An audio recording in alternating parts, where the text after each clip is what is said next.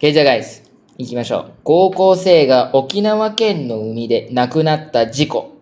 国が船長を告発。Seorang pelajar sekolah menengah telah meninggal dunia di laut di negeri Okinawa. Jiko. 亡くなった事故、accident. Kemalangan. Kuni ga sencho kokuhatsu.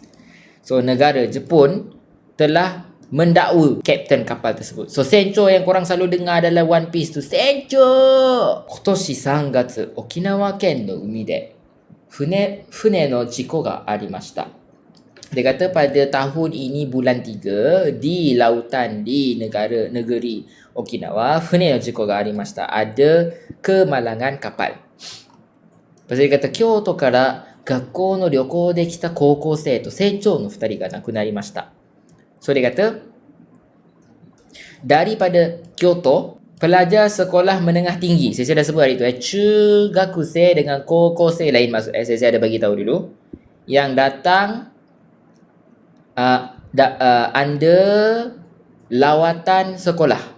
Yang datang daripada Kyoto to sencho no 2人が亡くなりました。Dua orang kapten kapal telah meninggal dunia. 国は22日、亡くなった船長について海上保安庁に調べてほしいと告発しました。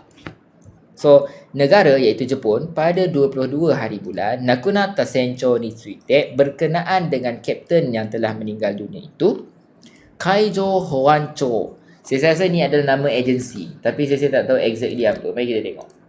I think Menteri Keselamatan Laut kot.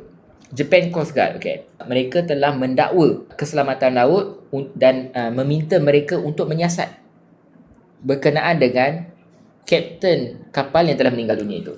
Okay, lepas tu dia kata, 法律に違反しているのではないかと考えています。Mereka berfikir yang mungkin mereka ini tidak mengikut undang-undang, telah melanggar undang-undang. So, ihang ni very specific guys. Jangan-jangan mereka ini melanggar undang-undang. So, no de wa nai. So, contohlah kan.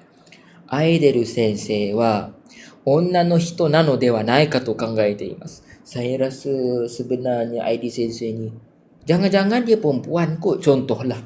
Horitsu de wa tanomarete hito o fune ni noseru baai, kuni ni toroku shinakereba narimasen. Dalam undang-undang, in horitsu, tanomarete hito o fune ni noseru baai, bila kita noseru. Okay, noru maksudnya menaiki. Noseru tu maksudnya kita bagi dia naik kapal.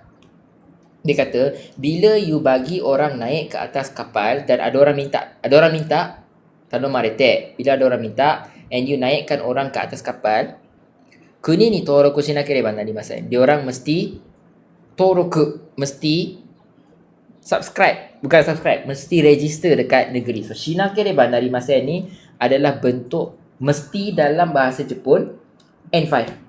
Kuni ni yoru to, senchou wa toroku shinai de, 3年前から同じ高校の生徒を船に乗せてお金をもらっていました。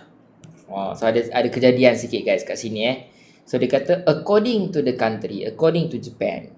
Okay, berdasarkan menurut kerajaan Jepun, sencho wa kapten kapal tersebut toroku shinai de, tanpa register dengan negeri, 3年前からdari 3 tahun lepas, 同じ高校の生徒を船に乗せて, dia kata dia bagi naik pelajar-pelajar ke kapal, pelajar-pelajar daripada sekolah yang sama, sekolah menengah atasan yang sama, okane o moratte imashita, dan telah menerima wang. So yang ni adalah case tak register properly. Jadi bila by the way ni fune dia. I don't think this is fune. I think this is just boat.